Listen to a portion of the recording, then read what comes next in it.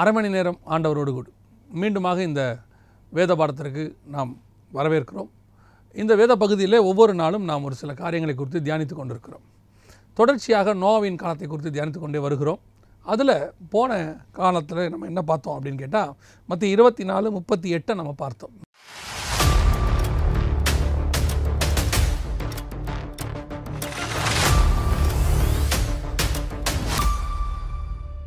இப்போ நம்ம என்ன பார்க்க போகிறோம்னா அதே வசனத்தில் பெண் கொண்டும் பெண் எடுத்தும் அப்படின்னு இருக்குது. இந்த பெண் கொண்டும் பெண் எடுத்தும் அப்படிங்கிறதுக்கான விளக்கம் என்ன? ஏன்னா பொதுவாக நாம் என்ன நினைக்கிறோன்னா இது ஏதோ கல்யாணம் பண்ணுறதே தப்பு, நோவா காலத்தில் திருமணம் பண்ணது தப்பா, திருமணம் பண்ணுறது தவறான காரியமா? இன்றைக்கி ஒரு சிலர் சொல்லி கொண்டிருக்கிறார்கள் திருமணம் பண்ணுவது பைபிள் படி தப்பு அப்படின்னு சொல்கிறாங்க. பைபிள் படி அது தப்பே கிடையாது. பைபிள் படி திருமணம் பண்ணுவது தான் சரி. ஏன்னா வேதம் சொல்லுது மனிதன் தனியாக இருப்பது நல்லதல்ல அப்படின்னு தான் சொல்லியிருக்கு. ஆனால் அதற்கென்று வரம் பெற்றவர்கள் அப்படி இருப்பார்கள். அதை நம்ம ஒன்றும் செய்ய முடியாது. அது கர்த்தரே அவங்கள அது மாதிரி நடத்துவார். பொதுவாக தேவன் மனுஷனை உண்டாக்கினதற்கு என்ன நோக்கம் அப்படின்னு கேட்டிங்கன்னா தேவ பக்தி உள்ள சந்ததியை பெரும்படி தானே அப்படின்னு மல்கியா 2:15 இருக்குது. அப்படி இருக்கும்போது இந்த திருமண காரியங்கள் தவறானதல்ல. திருமண காரியங்கள் ஏதோ ஒரு அதை பற்றி பைபிள் சொல்லுது அது மேன்மையானது. அப்படி இருக்கும்போது நோவா காலத்தில் பெண் கொண்டும் பெண் எடுத்தும் அப்படிங்கிறது ஒரு பாவமாக சொல்லப்பட்டிருக்கிறதே அப்படின்னு நீங்கள் கேட்டிங்கன்னா எது பாவம், இந்த திருமணத்தில் எது பாவம், நோவா காலத்தில் எப்படி திருமணம் நடந்தது, அதுதான் நமக்கு ரொம்ப முக்கியம். ஆதியாகமத்தின் புஸ்தகம் 6ஆம் அதிகாரத்தில் நம்ம வாசிக்கும் போது ஆண்டவர் மனஸ்தாபப்படுறார். எதுக்காக மனஸ்தாபப்படுறாரு அப்படின்னு கேட்டிங்கன்னு சொன்னால் 6:2 தேவகுமாரர் மனுஷகுமாரத்திகளை அதிக சௌந்தரியம் உள்ளவர்கள் என்று கண்டு அவர்களுக்குள்ளே தங்களுக்கு பெண்களை தெரிந்து கொண்டார்கள். அப்பொழுது கர்த்தர் என் ஆவி என்றென்றைக்கும் மனுஷரோடு கூட போராடுவதில்லை அப்படின்னு சொல்கிறார். அதோட அர்த்தம் என்ன? நல்லா கவனிங்க. இந்த வசனத்தில் தேவபுத்திரர் அல்லது தேவகுமாரர் அப்படின்னு இருக்கு. இந்த தேவகுமாரர் யார் அப்படின்னு கேட்டால் இதுக்கு முதல்ல ஒரு சின்ன விளக்கத்தை நான் கொடுத்துட்டு அதுக்கப்புறமா இந்த செய்திக்குள்ளே போக விரும்புகிறேன். நிறைய பேர் இந்த தேவகுமாரர் அப்படிங்கிறதுக்கான என்ன விளக்கம் கொடுக்குறாங்க அப்படின்னு கேட்டிங்கன்னு சொன்னால் இந்த தேவகுமாரர் என்பது தேவ தூதர்களை குறிக்கிறது. தேவ தூதர்கள் மனுஷகுமாரத்திகளை, அந்த பூமியில் உள்ள மனுஷகுமாரத்திகளை அதிக சௌந்தரியம் உள்ளவர்கள் என்று கண்டு அந்த குமாரர் அதாவது தேவ தூதர்கள் மனுஷங்களோட இணைகிறாங்க. அடுத்து அவங்க அதுக்கு ஒரு இன்னொரு விளக்கத்தையும் கொடுப்பாங்க. என்ன கொடுப்பாங்கன்னா அதனால் ராட்சதர்கள் பிறந்தார்கள் அப்படிம்பாங்க. ஆனால் பைபிள் சொல்லுது ராட்சதர்கள் பிறந்தார்கள் இல்லை, அக்காலத்திலே ராட்சதர்கள் பூமியில் இருந்தார்கள்னு இருக்குது. அப்போ ராட்சதர்கள் இவங்களுக்கு பிறந்தவங்க கிடையாது. அதாவது தேவ தூதர்களுக்கும் மனுஷங்களும் இணைஞ்சா ராட்சதர்கள் பிறப்பாங்க அப்படின்னு பைபிளில் இல்லை. சரி, இதை விட இன்னும் கொஞ்சம் அட்வான்ஸாக உங்களுக்கு சொல்கிறேன். தேவ தூதர்கள் மனுஷங்களோட இணைய முடியுமா அப்படி கேட்டிங்கன்னா அதுக்கு இயேசு பதில் தெளிவாக சொல்கிறாரு. நாம் எடுத்துக்கொள்ளப்பட்டு பரலோகத்துக்கு போகும்போது எப்படி இருப்போம்னா ஆணும் இல்லை பெண்ணும் இல்லை, கொள்வினை இல்லை கொடுப்பனையும் இல்லை, நாம் தேவபுத்திரர் போல் இருப்போம். தேவபுத்திரர் ஆணும் இல்லை பெண்ணும் இல்லை. ஆனால் வரும்போது நமக்கு அவங்களை விளக்கிறதுக்காக நமக்கு தேவ தூதர்களை ஆணாக சொல்லப்பட்டிருக்கு. அவங்க ஆணும் இல்லை பெண்ணும் இல்லைன்னு இயேசு சொல்கிறார். தேவ தூதர்களை போல் இருப்போம் அப்படின்னு. அப்போ இந்த தேவகுமாரர்கள் யார்? இன்னும் நல்லா தெரிஞ்சுக்கொள்ளுங்க. நமக்கு மாம்சம், அவர்கள் ஆவியின் ஸ்டேட். அந்த ஆவியின் ஸ்டேட்டோட மாம்சத்தோட கூட இணையவே முடியாது. இது ஒரு பேசிக் ஒரு அறிவு. அப்படி இருக்கும்போது இங்கே தேவகுமாரர்னு யாரை சொல்லுது அப்படின்னு கேட்டிங்கன்னா சேத்துக்கு ஒரு குமாரன் பிறந்தான், அப்பொழுது அவர்கள் தேவனை தொழுது கொள்ள தொடங்கினார்கள்னு 4வது வசனம் கடைசி 4ஆம் அதிகாரம் கடைசி வசனத்தில் சேத்துக்கு ஒரு குமாரன் பிறந்தான், அவனுக்கு ஏனோஸ் என்று பெயரிட்டான். அப்பொழுது மனுஷர் கர்த்தருடைய நாமத்தை தொழுது கொள்ள ஆரம்பித்தார்கள். அந்த கர்த்தரை தொழுது கொண்டவர்கள், தேவனை தொழுது கொண்டவர்கள் தேவகுமாரர். எப்படி அப்படின்னு கேட்டால் இன்றைக்கி பரிசுத்தாவியை பெற்ற நாம் ஆவிக்குரியவர்கள்னு சொல்கிறோம். நாம் என்ன ஆவியிலே இருக்கிறோம்? பரிசுத்தாவி நமக்குள்ளே இருக்கிறார், ஆனால் நமக்கு பேர் ஆவிக்குரியவர்கள். கர்த்தரை விசுவாசிக்கிறவர்களுக்கு பேர் விசுவாசின்னு பேர். அதே மாதிரி தான் இந்த இடத்துலையும் தேவனை விசுவாசிக்கிறவர்களுக்கு தேவகுமாரர்னு பேர். அந்த தேவகுமாரர் மனுஷகுமாரத்திகள், அதாவது விசுவாசி அவிசுவாசியை திருமணம் பண்ணுறது கர்த்தர் என்ன செய்கிறாரு? வெறுக்கிறார். கர்த்தருக்கு ஏன் காரணம் என்னென்னா அவனுக்குள் தேவனுடைய ஆவி இருக்குது, இவங்களுக்குள்ள தேவ ஆவி இல்லை, அவங்க வெறும் மாம்சம். அதனால தான் ஆண்டவர் சொல்கிறார் என் ஆவி மனுஷனோடு கூட போராடுவது இல்லை. இதுதான் அன்றைக்கி பாவமாக இருந்தது. அன்றைக்கி இந்த தேவபுத்திரரை தான் சர்ச்சுன்னு வச்சுக்கோங்க. அதாவது நாம் கூடி வருகிறவர்கள் ஆலயம் என்று சொல்லுகிறோம். இன்றைக்கி நாம் தான் தேவனுடைய ஆலயம். இன்றைக்கி இந்த ஆலயத்துக்குள் இருக்கிறவர்கள் உலகத்தின் மக்களை பார்த்து உலகத்தின் சௌந்தரியத்தை கண்டு அழகை கண்டு அவர்களிடத்தில் இவர்கள் தங்களுடைய தொடர்பு வச்சுக்கொள்கிறாங்க. நாட் ஒன்லி நான் டாக்கிங் அபவுட் த மேட்ரிமோனியல், நான் வெறும் திருமண காரியங்களை குறித்து மாத்திரம் பேசவில்லை. அவிஸ்வாசி விஸ்வாசியோடு கூட பிணைக்கப்படக்கூடாதுன்னு பைபிள் சொல்லுது. அது மிகப்பெரியதான ஒரு பாவம். அந்த பாவத்தினுடைய உச்சம் என்னன்னு கேட்டிங்கன்னா, தேவன் உங்களை குறித்து மனஸ்தாபப்படுவார். இன்றைக்கி கடைசி காலத்தில் உலகம் சபையோடு கூட இணைய தொடங்கி இருக்கிறது. இன்றைக்கி சபை ஒரு காலத்தில் ஆண்டவர் சொல்கிறார், நீங்கள் உலகம் எங்கும் போய் சுவிசேஷம் பிரசங்கிங்கள். அப்படி போகிற அவர்களை பார்த்து ஆண்டவர் சொல்கிறாரு, ஓநாய்களுக்குள்ளே ஆடுகளை அனுப்புகிறதை போல நான் உங்களை அனுப்புகிறேன்றார். ஆனால் அதே காரியத்தை திருப்பி ஒரு இடத்துல பவுல் சொல்லும் போது சொல்கிறாரு, நான் போகிற மந்தையை தப்ப விடாத ஓநாய்கள் வரும்னு சொன்னார். சுவிசேஷம் அறிவிக்க போகிறது ஓநாய்களுக்குள்ளே ஆடு போகிற மாதிரி. ஆனால் சபை ஸ்தாபிக்கப்பட்ட பிறகு சபைக்குள்ளே ஓநாய்கள் வரும். அந்த ஓநாய்கள் எப்படி வரும்னா, இந்த உலகத்தின் ரூபத்தில் தான் வரும். இன்றைக்கி சபை உலகத்தை அடாப்ட் பண்ண தொடங்கியிருக்கு. ஒரு பெரிய ஊழியர் சொன்னார் இவ்விதமாக, உலகம்னா என்ன, அது ஒரு உலகம் என்பது ஒரு உபதேசம் அப்படின்னார். நானும் அதைத்தான் சொல்லுகிறேன். உலகம் என்பது ஒரு உபதேசம். உலகத்தினுடைய உபதேசம் சபைக்குள் வரக்கூடாது.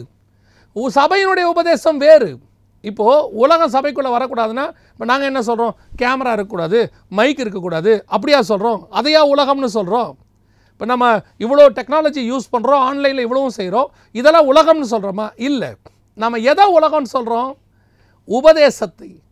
எது உங்கள் ஆவிக்குரிய வாழ்க்கையை விட்டு உங்களை பிரித்து உலகத்துக்கு நேராக திருப்புகிறதோ அதைத்தான் நாம் என்ன சொல்கிறோம்? உபதேசம்னு சொல்கிறோம். இன்றைக்கி நிறைய நேரங்களில் இந்த டிஃப்ரென்ஸை புரிஞ்சுக்க மாட்டேங்கிறாங்க. இப்போது ஒவ்வொரு கலாச்சாரத்திற்கும் ஒவ்வொரு இனத்திற்கும் ஒவ்வொரு மொழிக்கும் அவர்களுக்கென்று ஒரு பண்பாடு உண்டு. அதை அவங்க ஃபாலோ பண்ணுவாங்க. ஆங்கிலேயர்கள் தேவனை ஆராதிக்கிற முறைக்கும் தமிழர்கள் ஆராதிக்கிற முறைக்கும் இப்போ ஆஃப்ரிக்கன்ஸ் ஆராதிக்கிற முறைக்கும் டிஃப்ரென்ஸ் இருக்குது. இப்போ என்ன ஆகுது, இன்றைக்கி உலகத்தினுடைய ஆராதனை முறையை நம்ம அடாப்ட் பண்ணுறோம். உலகத்தின் ஆராதனை முறையை அடாப்ட் பண்ணிவிட்டு ஆவிக்குரிய ஆராதனை முறை நமக்கு ஒன்று இருக்குது. நாம் எப்படி தொழுது கொள்வோம்? ஆவியோடும் உண்மையோடும். இந்த ஆவியோடும் உண்மையோடும் தொழுது கொள்ளும் போது நீங்கள் எப்படி வேணால் தொழுது கொள்ளலாம், ஆனால் அதில் ஆவியும் உண்மையும் இருக்கணும். நீங்கள் உலகத்தை சபைக்குள்ளே கொண்டு வரதுன்னா என்ன அர்த்தம்? ஆவியும் இல்லை உண்மையும் இல்லை, அவங்க கொண்டு வரதில்லை. அவங்க வரதில் எது இருக்குது? அதிக சௌந்தரியம் இருக்குது, அழகு இருக்குது, நல்லினம் இருக்குது, எல்லாம் இருக்குது. ஆனால் எது இல்லை? ஆவியும் உண்மையும் அதில் இல்லை. இன்றைக்கி உலகத்தினுடைய கலாச்சாரத்தை சபைக்குள்ளே கொண்டு வரக்கூடியது. அதைத்தான் நான் உங்களுக்கு சொல்கிறேன். தேவபுத்திரர் இன்றைக்கி சபைக்குள்ளே இருக்கிறவங்க அல்லது ஒரு ஆவிக்குரியவர்கள் கிறிஸ்தவர்கள் உலகத்தில் இருக்கிறத எதை எடுக்கணும் எதை எடுக்கக்கூடாதுன்னு தெரிய மாட்டேங்குது. நான் ஸ்பிரிச்சுவலாக பேசி கொண்டு இருக்கிறேன். இன்றைக்கி அதனுடைய காரியம் இன்றைக்கி வீடுகளுக்குள்ளே நுழைகிறது. நான் சொல்கிறது சபைனா உங்களை என்னையும் குறித்து பேசிக்கிட்டு இருக்கிறேன். வீடுகளுக்குள்ளே நுழைகிறது. வீடுகளுக்குள்ளே நுழைந்து இன்றைக்கி நமக்குள்ளே உலகம். இப்போ வீட்டுக்குள்ளே டிவி வருது அப்படின்னு சொன்னால் டிவி உலகம் அல்ல. டிவிக்குள் நாம் என்ன பார்க்குறோம் என்பது தான் உலகம். ஆவிக்குரிய காரியங்களை நீங்கள் பார்க்கும்போது உங்களை யாரும் கண்டிக்க போகிறதே கிடையாது. நாங்கள் டிவியை உலகம்னு சொல்லலை. அது வழியாக எது வருதோ, எது உங்களை தேவனை விட்டு பிரிக்கிறதோ, தேவனை விட்டு தூரமாக்குகிறதோ, தேவனுடைய ஆவியை துக்கப்படுத்துகிறதோ அதுதான் உலகம். இன்றைக்கி அதுதான் இன்றைக்கி இந்த விவரத்தை நாங்கள் சொன்னால் ஏற்றுக்கொள்கிறதுக்கு ஒரு கூட்டத்துக்கு இஷ்டம் இல்லை. ஏன்னா அவங்க அந்த உலகத்தில் உள்ள சௌந்தரியத்தை விரும்புகிறாங்க. உலகத்தில் உள்ளதான அங்கே இருக்கக்கூடிய ஒரு சுதந்திரம் இருக்குது. அது என்ன சுதந்திரம்? அது என்ன வகையான சுதந்திரம்? நமக்கு ஆண்டவர் எழுதி கொடுத்துருக்கிற சட்ட திட்டங்களுக்கு வெளியான சுதந்திரம். இப்போ பாருங்கள், இஸ்ரவேலில் 12 கோத்திரத்தில் பெண்கள் இருக்கிறாங்க. அந்த 12 கோத்திரத்து பெண்களையும் தாண்டி மோவாபிய ஸ்திரீகள் மேலே அவர்களுக்கு ஆசை வருகிறது. இந்த 12 கோத்திரத்து பெண்களை, இஸ்ரவேல் பெண்களையும் இஸ்ரவேல் ஆண்களுமே நம்மை பார்த்தா அதிக சௌந்தரியம் உள்ளவர்கள். அவர்களையும் தாண்டி மோவாபிய பெண்கள் மேல் ஆசை வருகிறது. இப்போ அந்த உலகத்தை அவர்கள் எங்கே கொண்டு வருகிறார்கள்? இஸ்ரவேலுக்குள்ளே, பாளையத்துக்குள்ளே கொண்டு வருகிறார்கள். அப்பொழுது பாளையத்துக்குள்ளே சாபம் வருகிறது, தேவனுடைய கோபாக்கினை வருகிறது. அதைத்தான் சொல்கிறேன். இன்றைக்கி இதே ஆவிக்குரிய வாழ்க்கைக்குள்ளே கிறிஸ்தவர்களுக்குள்ளே நமக்கு தேவன் தேவையான அளவு பவுண்டரிஸ் வகுத்து வச்சிருக்கிறார். இதையே நம்ம இன்னும் அட்டைன் பண்ணலை. இதுக்குள்ளேயே நம்ம இன்னும் தேவனுக்கென்று செய்து முடிக்க வேண்டிய காரியங்கள் எவ்வளவோ இருக்குது. ஆனால் உலகத்தை கொண்டு வந்து ஆகணும் அப்படின்னு சொல்லி அதிக சௌந்தரியம் உள்ளவன்று கண்டு உலகத்தை கொண்டு வந்து இன்றைக்கி ஆவிக்குள்ளே நுழைக்கிறாங்க. அதுக்கு நிறைய பேர் உறுதுணையாகவும் இருக்கிறாங்க. நான் யாரையும் குறை சொல்ல விரும்பவில்லை. நான் உங்களுக்கு சொல்லுகிறேன், you must be very careful. இந்த மாதிரி காரியங்களில் ரொம்ப கேர்ஃபுல்லாக இருக்கு. அதே நேரத்தில் நான் நேரடியாக பேச விரும்புகிறேன், ஸ்பிரிச்சுவலாக இல்லாமல் நேரடியாக பேச விரும்புகிறேன். என்ன சொல்ல விரும்புகிறேன், இன்றைக்கி கடைசி காலத்தில் பிள்ளைகள் பெற்றோருக்கு ஒரு சில விஷயங்களில் மிக முக்கியமாக இந்த திருமண காரியங்கள் வரும்போது அவர்கள் சொல்லக்கூடிய ஒரு விஷயம், தேவனை அறியாதவர்கள், தேவனை பற்றின அறிவில்லாதவர்கள், புறமதஸ்தார் அவர்களிடத்தில் போய் தங்களுக்கு பெண்களையோ ஆண்களையோ தெரிந்து கொள்கிறார்கள். அப்படி தெரிந்து கொள்ளும்போது அதை கொண்டு வந்து வீட்டில் கட்டாயப்படுத்துகிறார்கள். கட்டாயப்படுத்தி விட்டு இது திருமணம் செய்து வைத்தே ஆக வேண்டும் அப்படிங்கிறாங்க. நான் எப்போதுமே சொல்லுவேன், உங்களை திருமணம் செய்து கொள்ள வேண்டாம், புறஜாதியாரை திருமணம் செய்து கொள்ள வேண்டாம் என்று நாங்கள் சொல்லவே இல்லை. என்ன சொல்லுகிறோம், தேவனை அறிந்த ஒரு ஆவிக்குரிய மகனோ ஆவிக்குரிய மகளோ இருக்க வேண்டும் என்று தான் சொல்லுகிறோம். இங்கே மதமோ ஜாதியோ அந்தஸ்தோ இடைபடவில்லை. ஏன் ஒரு சிலர் பார்க்குறாங்களே, நான் இப்பவும் சொல்கிறேன், கிறிஸ்தவத்தில் ஜாதி கிடையாது. ஜாதி பார்க்கிறவர்கள் கிறிஸ்தவர்கள் கிடையாது. ஏன்னா ஒரு ஆதாம் ஏவாளுக்குள்ளன்னு நம்ம வந்தோன்னு சொன்னால், அதை விசுவாசித்தோம்னா, ஒரு தாய் தகப்பனுக்கு பிறந்திருந்தா ஜாதி வரத்துக்கு வாய்ப்பே கிடையாது. நீங்கள் பைபிளை விசுவாசிச்சிங்கன்னா ஜாதி பார்க்க மாட்டீங்க. ஸோ நான் அந்த கான்செப்டுக்குள்ளே போகலை, அதுதான் சத்தியம். நாங்கள் சொல்லக்கூடியது, எதனால் புறமதஸ்தாரை திருமணம் செய்து கொள்ள வேண்டாம் அப்படின்னா, அவர்கள் ஆவிக்குரிய அனுபவம் இல்லாதவர்கள். அவர்கள் இங்கே வரும்போது அந்த மாம்சம் இந்த ஆவியோடு கூட போராடும். பல நேரங்களிலே நீங்கள் தேவனை விட்டு கொடுக்க வேண்டி வரும். தேவனை விட்டு கொடுக்கும்போது நீங்கள் பரலோகத்திற்கு போவது தடைபடும். உங்கள் ஆத்மா நரகத்துக்கு நேராக இழுக்கப்படும். இன்றைக்கி பெற்றோர் சொல்லும்போது நிறைய பிள்ளைகளுக்கு கோவம் வருது, பசங்களுக்கு கோவம் வருது. ஏன் பண்ணக்கூடாது, ஏன் செய்யக்கூடாது, நாங்கள் வேலை ஸ்தலத்தில் ஒன்றா பழகிறோம், நாங்கள் 10 வருஷமாக பழகிறோம், 5 வருஷமாக பழகிறோம், எனக்கு அவரை பற்றி தெரியும், எனக்காக அவர் எதை வேணாலும் கொடுப்பார். நான் சொல்லுகிறேன், அவர் நல்லவர் தான். ஆனால் அவருக்குள் இருக்கிற ஸ்பிரிட் அது ஒரு காலகட்டத்துக்கு பிறகு உனக்கு விரோதமாய் போராடும். பைபிள் அப்படி தான் சொல்லுது. உனக்கு அது தெரியாது, நீ அதை ஸ்பிரிச்சுவலாக பார்க்க மாட்ட, நீ மாம்சமாக பார்க்குற. நிறைய பெற்றோர் கூட, நான் சில ஆவிக்குரிய பெற்றோர்களை கூட சொல்லுவேன், நல்ல வேலை பார்க்குறாங்க, நல்ல சம்பாத்தியம், வெளிநாட்டில் வேலை பார்க்குறாருன்னு சொல்லி ஸ்பிரிச்சுவல் அனுபவம் இல்லாத ஆட்களுக்கு, ஆவிக்குரிய அனுபவம் இல்லாத ஆட்களுக்கு பிள்ளைகளை திருமணம் செய்து கொடுக்கிறார்கள். கொடுத்து விட்டு அவர்கள் படுகிற பாடுகள். உடனே அடுத்த கேள்வி கேட்பாங்க, அப்போ ஆவிக்குரியவர்களுக்குள்ளே நீங்கள் திருமணம் செய்து கொடுத்தால் பிரச்சனை வராதா? வரும். நான் வராதுன்னெலாம் சொல்ல மாட்டேன். ஆனால் அதை சால்வ் பண்ண முடியும், உட்காந்து ஸ்பிரிச்சுவலாக சால்வ் பண்ண முடியும். ஆனால் பல நேரங்களில் இது ஸ்பிரிச்சுவலாக சால்வ் பண்ண முடியாது. ஒன்று, உங்களை அது இழுத்துட்டு போயிடும். நான் இந்த மாதிரி நிறைய சாட்சிகளை உங்களுக்கு நான் சொல்ல முடியும். ஒரு ஊழியக்காரனுடைய மகள் வயது வந்த பிறகு, அவள் திருமண வயது வந்த பிறகு, அவள் ஒரு தேவனை அறியாத மனுஷனை அவள் விரும்பினாள். அப்பொழுது அந்த ஊழியன் சொன்னார், இல்லைம்மா, அப்படி செய்தால் அது உன் வாழ்க்கையும் பாதிக்கும், என் ஊழிய வாழ்க்கையை பாதிக்கும், பெரும் அளவில் இது நம்முடைய ஆவிக்குரிய வாழ்க்கைக்கு விரோதமாக முடியும் என்று சொன்னார்.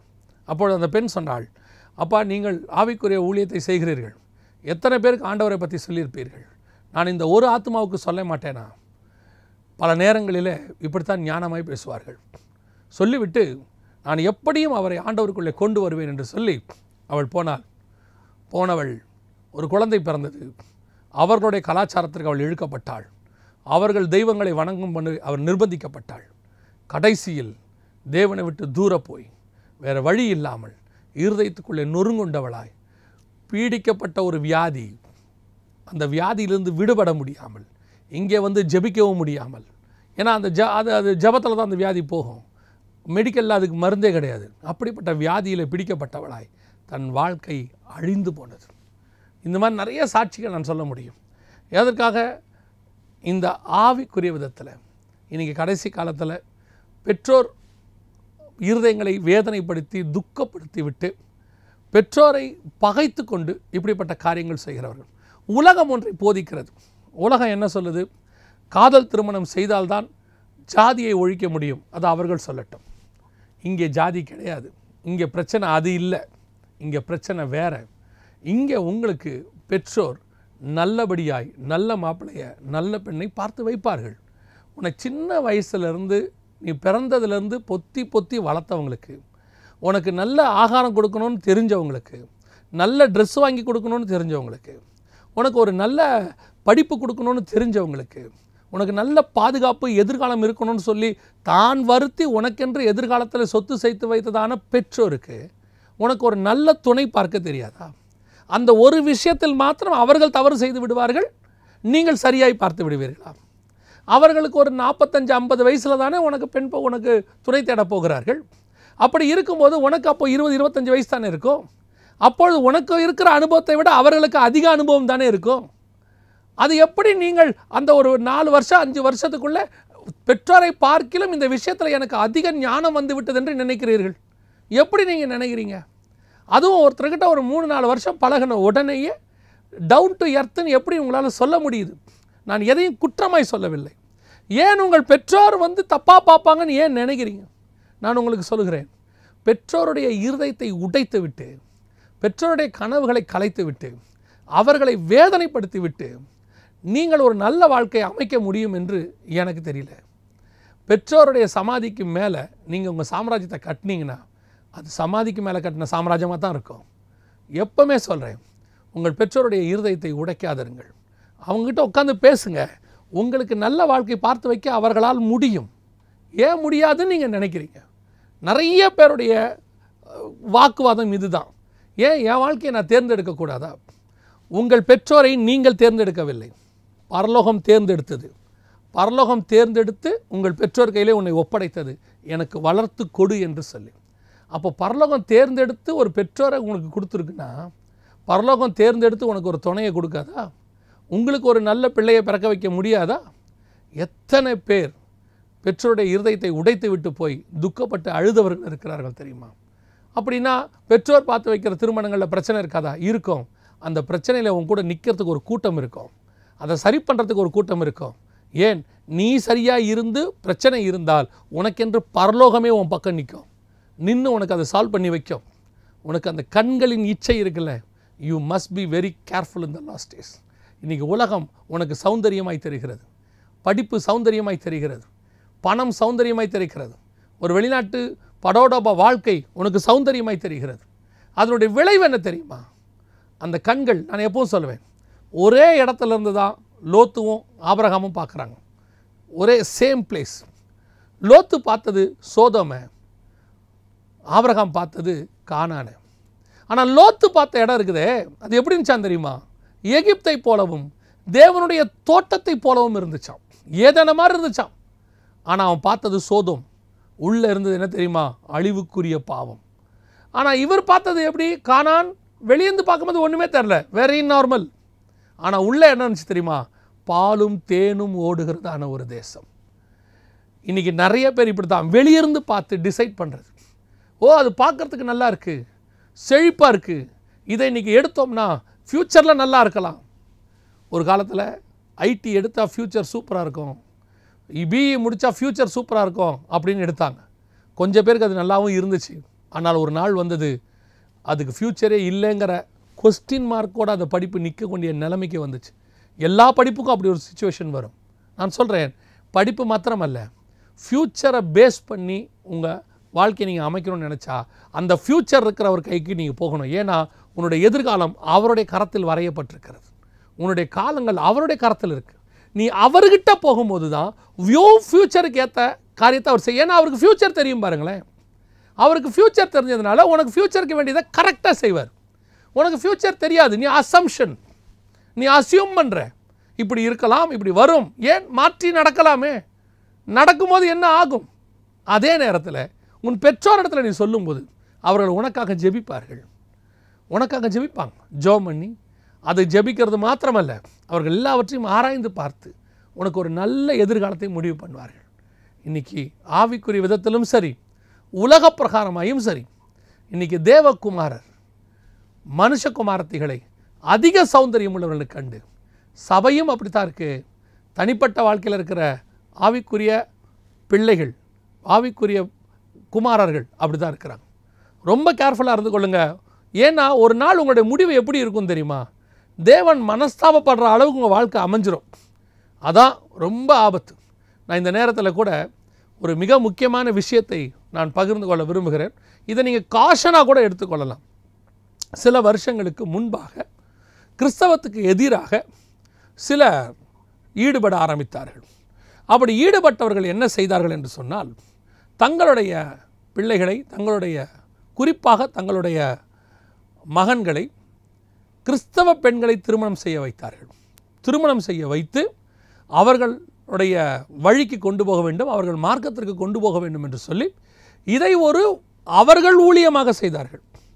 அதில் நாம் எவ்வளவு கண்டித்து சொல்லியும், சபைகளில் இதை குறித்து போதித்தும், இப்படிப்பட்ட காரியங்களை செய்யாதிருங்கள், பெற்றோருக்கு விரோதமாய் செய்யாதிருங்கள், எவ்வளவோ போதித்தோம். அன்றைக்கி அவர்களுக்கு அது கசப்பாக இருந்துச்சு.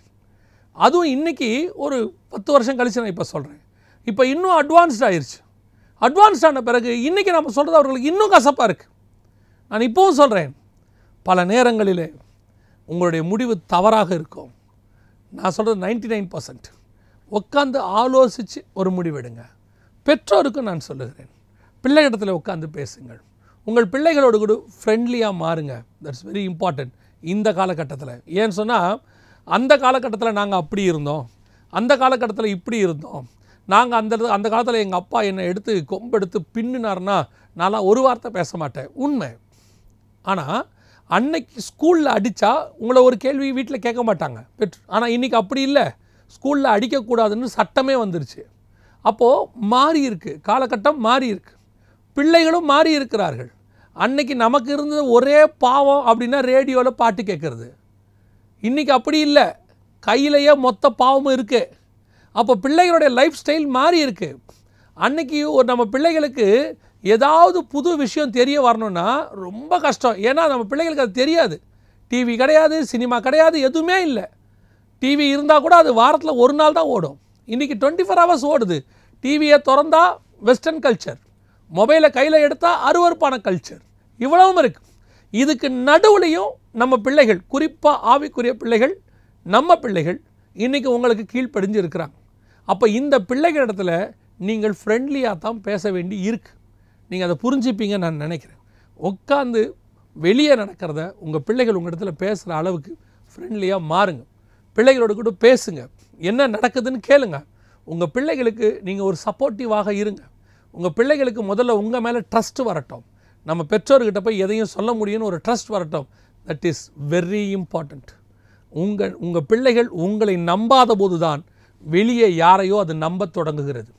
அங்கே தான் பிரச்சனை வருது. உங்கள் மேலே உள்ள நம்பிக்கை எப்போ அதுக்கு போகுதோ அப்போது உலகத்தின் மேலே அதுக்கு நம்பிக்கை வருது. வேறு யார் மேலேயோ நம்பிக்கை வந்து அவங்கக்கிட்ட போனால் நம்ம சேஃபாக இருப்போம்னு அது நினைக்குது. அந்த நினைப்பு உங்கள் பிள்ளைக்கு உலகத்தின் மேலே வரவே கூடாது. எங்கள் அப்பா அம்மா தான் எனக்கு இருக்கிறதுலையே சேஃப் அப்படிங்கிற நம்பிக்கை உங்கள் பிள்ளைகளுக்கு வரணும். அந்த இடத்துக்கு நீங்கள் வரணும். நீங்கள் இன்னும் கொஞ்சம் ஃபார்வர்டாக மாற வேண்டி இருக்குது. நான் இது சொல்கிறதுக்கு காரணம் இருக்குது. பல நாடுகளுக்கு பிரயாணப்பட்டோம், பல சபைகளுக்கு பிரயாணப்பட்டோம், அநேகரை நாங்கள் பார்த்துருக்கிறோம். ஆனால் அப்படி பார்க்கும்போது எனக்கு நன்றாய் தெரிகிறது, இன்றைக்கி உள்ள ஜென்ரேஷன் பிள்ளைகள் அவர்கள் மாறவில்லை, அவர்களுடைய சர்க்கம்ஸ்டன்ஸ் மாறி இருக்குது. அவங்க உள்ளே வேறு மாதிரி தான் இருக்காங்க, வெளியே மாறி இருக்குது. அவங்க உள்ளே வேறு மாதிரி இருந்தாலும் வெளியே மாறி இருக்கும் போது அவங்கள அது சங்கடப்படுத்துது. நாம் இப்படி இருந்து போனால் நம்மளை ஏற்றுக்கொள்ள மாட்டாங்க, நம்மளை அவங்க துக்கப்படுத்துவாங்க, நம்மளை கேவலப்படுத்துவாங்கன்னு பிள்ளைங்க அவங்களுக்காக தன்னை மாற்றிக்கொள்ள வேண்டிய இடத்துக்கு மாறுகிறது. அப்போ அந்த பிள்ளைகளிடத்தில் அந்த கான்ஃபிடென்ட்டை வளர்க்க வேண்டியது பெற்றோர் உங்களுடைய மிக முக்கியமான ஒரு கடமை. நீங்கள் தான் அதை செய்யணும். நீங்கள் அதை செய்யாமல் நீங்கள் உங்கள் பிள்ளைகளை 1940s 1950s உள்ள மாதிரி தான் இருக்கணும், ஆனால் வெளியே மட்டும் மாடர்னாக இருக்கணும். நீங்கள் என்ன விரும்புகிறீங்கன்னா, இப்போ இருக்க பிள்ளைகளை மாதிரி நல்லா சம்பாதிக்கணும்னு விரும்புகிறீங்க. ஆனால் உள்ளுக்குள்ள பிள்ளை எப்படி இருக்கணும், 1940 நாம் எப்படி இருந்தோமோ அப்படி இருக்கணும்னு நினைக்கிறோம். இது ஒரு தப்பான காம்பினேஷன் பாருங்களேன். உள்ளேயும் 1940னா வெளியும் 1940 தான், உள்ள 2020னா வெளியும் 2020 தான். அப்போ நம்ம பிள்ளை இன்றைக்கி உள்ள சிச்சுவேஷனில் நம்ம பிள்ளை இந்த உலகத்துக்குள்ளே போய் அது உள்ள பத்திரமாக திரும்பி நம்மக்கிட்ட வரணும்னா முதல்ல கர்த்தருடைய கிருபை, ரெண்டாவது உங்களுடைய பிள்ளை கூட இருக்கிறதான அந்த ரிலேஷன்ஷிப். உட்காந்து பேசுங்க. அதை விட பெருசாக என்ன இருக்குது? பிள்ளைகிட்ட பேசுகிறத விட டிவியில் சீரியல் பார்க்குறதோ அல்லது யூடியூப்பில் உட்காந்து பார்க்குறதோ தேவையில்லாத விஷயம். பிள்ளைகிட்ட பேசுகிறத விட பக்கத்து வீட்டுக்காரங்கிட்ட ஃபோனில் பேசுறது தேவையில்லாத விஷயம். பிள்ளைகிட்ட பேசுகிறத விட மெத்தவங்களுக்கு கொடுக்குற இம்பார்ட்டன்ஸ். இன்றைக்கி பெற்றோர்கள் உட்காந்து ஆஃபீஸுக்கு இம்பார்ட்டன்ஸ் கொடுக்குறாங்க, வேலைக்கு இம்பார்ட்டன்ஸ் கொடுக்குறாங்க, சம்பாத்தியத்துக்கு இம்பார்ட்டன்ஸ் கொடுக்குறாங்க. இதெல்லாம் எதுக்காக சம்பாதிக்கிறீங்கன்னா உங்கள் பிள்ளைகளுக்காக. ஆனால் பிள்ளைகிட்ட உட்காந்து பேசுகிறீங்களா? பிள்ளை என்ன படிக்குதுன்னு தெரியுமா? பிள்ளை என்ன மார்க் வாங்கியிருக்குன்னு தெரியுமா? பிள்ளையோட இன்றைக்கி கரண்ட் ஆன்லைனில் இன்றைக்கி என்ன பிரச்சனைன்னு தெரியுமா? எதுவுமே தெரியாது. ஆனால் பிரச்சனை வந்த பிறகு தாம் தூம்னு கத்துறது. இன்றைக்கி நான் இப்படி நினைக்கவே இல்லை, நினைக்கணும். ஏன்னா இன்றைக்கி சுச்சுவேஷன் அப்படி. உட்காந்து உங்கள் பிள்ளைகளோடு கூட பேசுங்க. பிள்ளைகளுக்கும் சொல்கிறேன், உங்கள் பெற்றோரை தவிர தி பெஸ்ட் கார்டியன் உலகத்தில் வேறு யாருமே இருக்க முடியாது. நீங்கள் நல்லா இருக்கணும்னு நினைக்கிறது 3 பேர். ஒன்று நம்முடைய ஆண்டவராக இயேசு கிறிஸ்து, 2வது உன்னுடைய தாயும் தகப்பனும் மட்டுமே, வேறு யாரும் இல்லை. அவங்கள தவிர 100% நல்லா இருக்கணும்னு நினைக்கிறவங்க வேறு யாரும் இருக்க மாட்டாங்க. நான் சொன்னது உங்களுக்கு புரிஞ்சிருக்கும்னு நான் நினைக்கிறேன். நம்ம ஜெபம் பண்ண போகிறோம். சர்வ வல்லமையுள்ள எங்கள் தகப்பனே, எங்களுடைய பிள்ளைகளும் சரி ஆண்டவரே, எங்களுடைய ஆவிக்குரிய பிள்ளைகளும் சரி, இந்த உலகத்துக்குள்ளே போய்விடாதபடி, உலகத்தின் பாசத்துக்குள்ளே, உலகத்தினுடைய மாயையான காரியங்களுக்குள்ளே போய்விடாதபடி ஆண்டவரே, இந்த உலகம் அதிக சௌந்தரியம் உள்ளது, இந்த உலகம் கவர்ச்சிக்கத்தக்கது, இந்த உலகம் இச்சிக்கத்தக்கது. அதுக்குள்ளே எங்கள் பிள்ளைகள் போய்விடாதபடி எங்கள் பிள்ளைகள் எப்பொழுதும் ஆண்டவரே உண்மையே நோக்கி பார்க்கிறவர்களாக, ஆண்டவரே பெற்றோருக்கு கீழ்ப்படிந்திருக்கிறவர்களாக, பெற்றோரோட கூட அன்பாக இருக்கிறவர்களாக, பெற்றோரை புரிந்து கொள்கிற பிள்ளைகளாக மாற கிருபை பாராட்டும். ஆண்டவரே, இருதயத்தை நீங்கள் தான் திருப்ப முடியும். ஆண்டவரே, எங்கள் பிள்ளைகளுடைய இருதயத்தை பெற்றோருக்கு நேராக திருப்புங்கப்பா, உங்களுக்கு நேராக திருப்புங்க. ஆண்டவரே, எங்கள் பிள்ளைகளை உலகமோ உலகத்துக்குண்டானவைகளோ இழுத்து கொண்டு போகாதபடி கர்த்தர் வேலி அடைத்து பாதுகாத்துக் கொள்ளும். எங்கள் ஆண்டவர் இயேசுவின் நாமத்தில் ஒப்பு கொடுத்து ஜெபிக்கிறோம் எங்கள் ஜீவனுள்ள நல்ல பிதாவே, ஆமென்.